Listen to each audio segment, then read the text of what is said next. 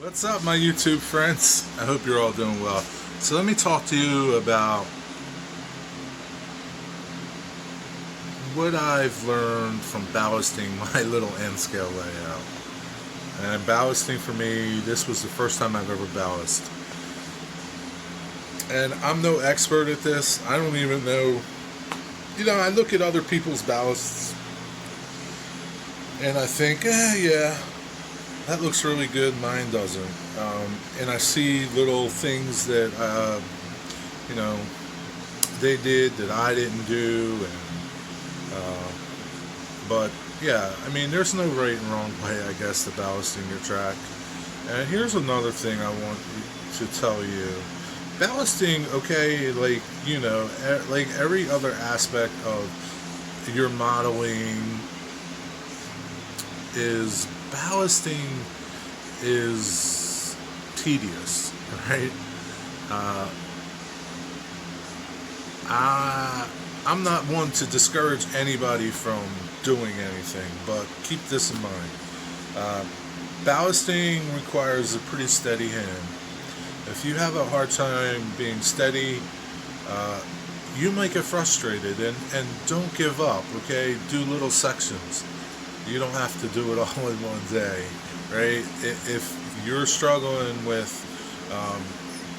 shakiness of your hands and you want to ballast, it's like everything else that you do that requires a little more effort on your part.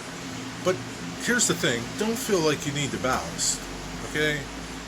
Because you don't. I mean, especially you guys that run the Kato track and the Bachman Easy track, and it's already kind of looks ballast. I mean, if you want to ballast that, that's fine, but don't feel like you need to ballast. But here's the thing, a couple things that I've learned doing my little tiny layout. You want a good applicator. So if you're doing a big layout, I just have a small layout, 2 foot by 6 foot, 5 foot, 5 foot. It's not that bad. So I wasn't going to go get one of those ballast applicators that you run on the track. If you're doing a lot of track, I would say get one.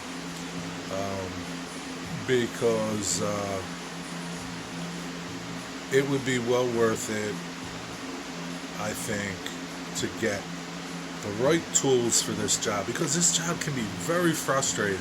At least I find it can be, and I'm a pretty patient guy. Finished carpentry, requires, finessing and patience. So I bring that to this table, okay, when I do this. So a good applicator for me, right? And it'd be even better if this applicator had a finer point. Rick Bailey had said you can get jars like this at Joann Fabrics that are meant for icing decorating, and they have finer points. And you can use that for your glue too, right? If you want to use one of these to apply your glue. Another thing, right? You got your loose ballast to do your fill-ins, your spoon, right? Make sure that you got a good point on your spoon, because that's really going to help you get your ballast exactly where you want it in little tiny increments. This was a big help to me, okay, as opposed to a big wide spoon where it might be harder. That was really nice. Pipettes for your glue and your alcohol. And one even better, if you could find, I know Deluxe Materials makes some fine tips that go on some bottles that they have, and they're really like a surgical amount of glue or alcohol, and they come out really fine. One of the things with the pipette, right, if you squeeze too hard on it, it can displace the ballast. So be aware of that. Drops, sometimes, too much comes out. Don't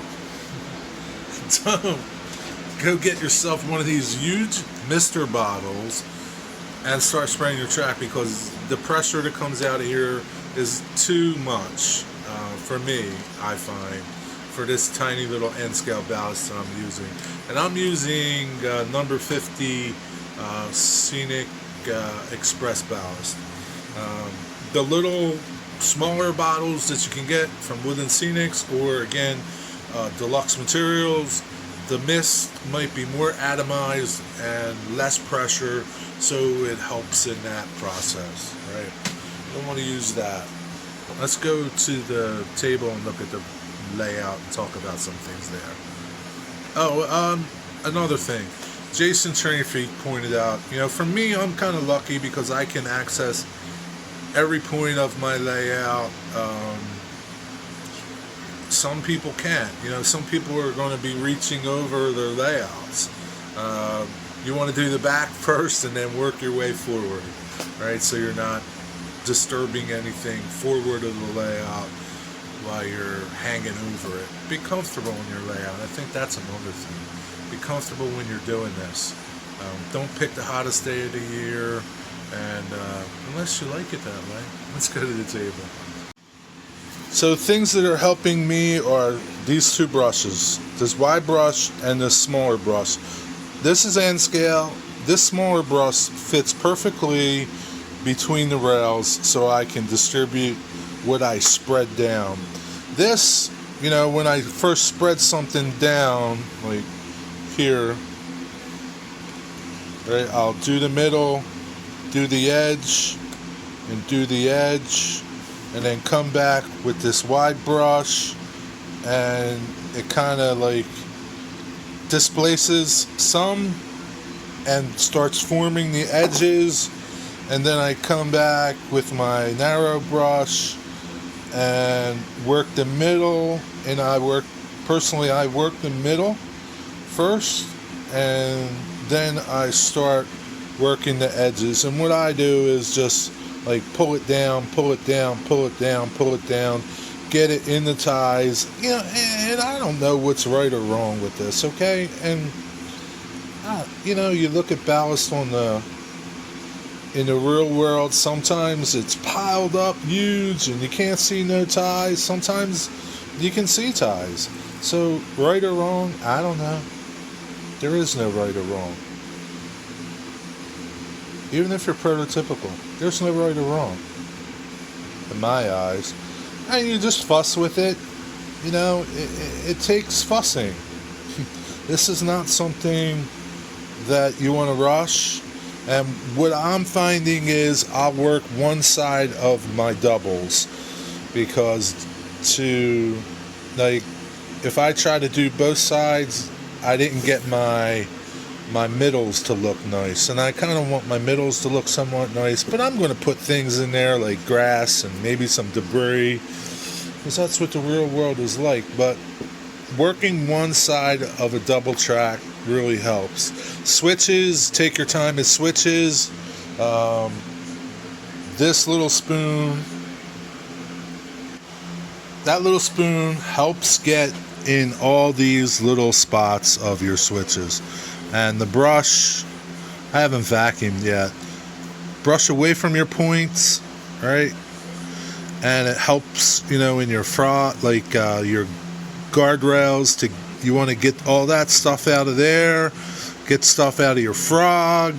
So that little, having a good spoon or some precision way to lay your ballast in your turnouts is really helpful. All right, and you really want to fuss with your turnouts, and any of these, your turnouts, crossovers, you really want to fuss with this area to get all the debris and ballast out. And you want to be careful when you're gluing. Constantly check to make sure that you're getting good, you can't say, that you're getting, that you can throw your turnout. And again, I need to vacuum too, so I have some loose ballast still places. And then, you're going to have to go over your entire track and clean it. You get any glue debris off your track that might be on your track. because that's going to stop your locomotives from running right, and it's going to drive you crazy, right? So you're going to have to clean everything really well.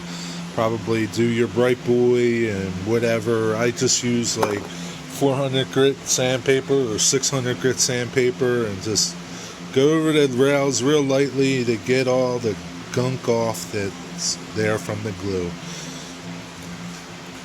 So I hope you found this helpful in ballasting your layout. Don't be discouraged, like I said. Yeah. If that's what you want to do, ballast your layout. Ballast your layout, man. Have fun. But don't skimp out on not having the proper tools or good tools, because it might make your ballasting easier. It will. It not might. It will make your ballasting easier, especially if you have a huge layout and you're ballasting it. Take your time. Have fun. It's not a race.